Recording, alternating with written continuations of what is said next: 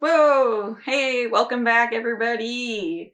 So I'm back again with something a little personal again this time.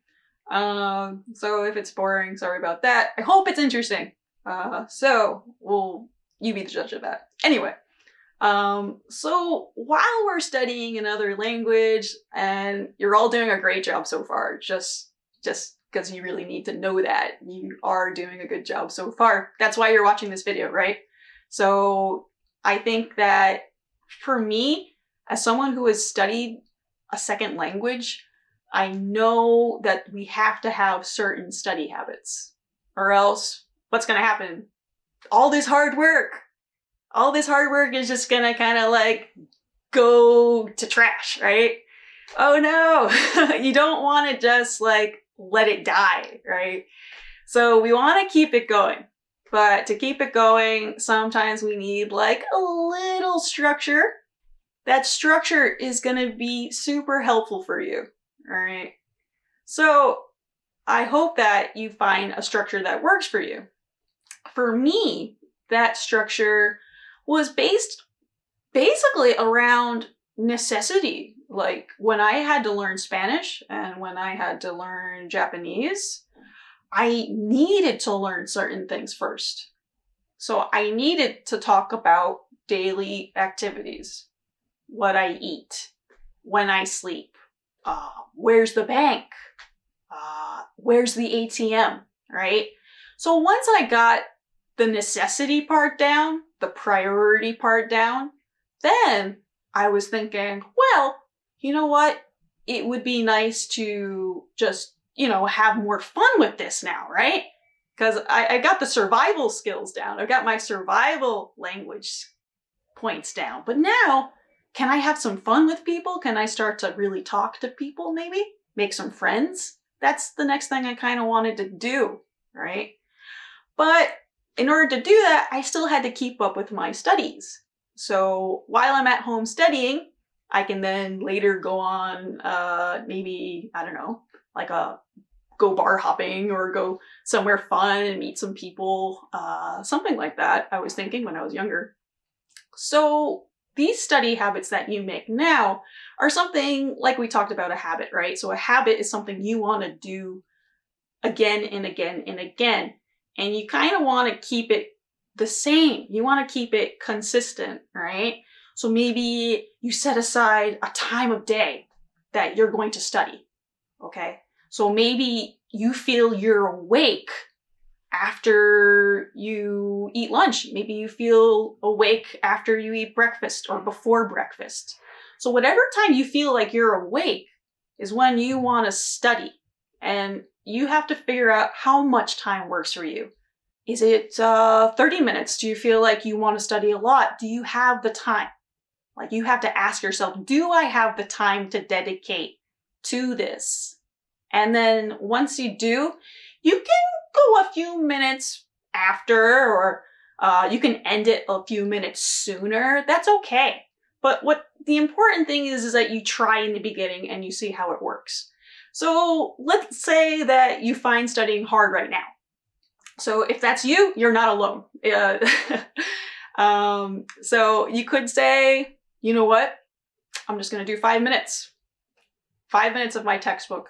And you find the textbook that makes it fun for you. You don't find the textbook that you start falling asleep and you put it away and you're like, did I learn anything? I think I did. I don't know. Maybe it was all a dream. So you don't want the textbook that's making you fall asleep. Have fun looking and shopping. Have fun looking for something that, makes it fun, makes it interesting, all right? So then after that, I would say once you have that time, you could do it once a week. 5 minutes, once a week. So we're talking about how often every week, right?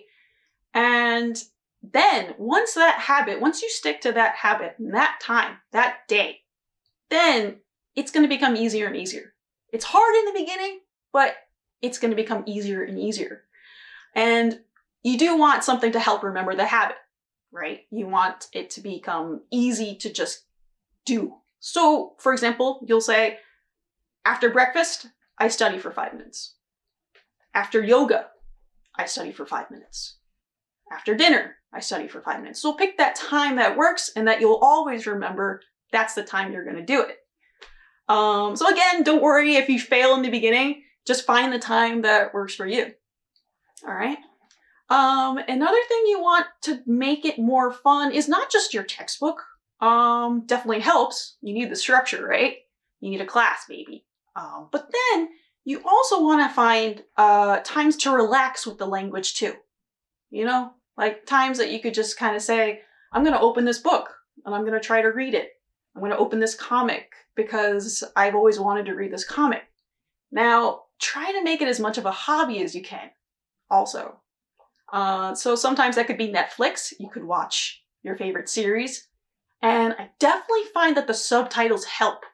So if you can watch the show, watch, listen, and read the subtitles, you're getting all of that at the same time.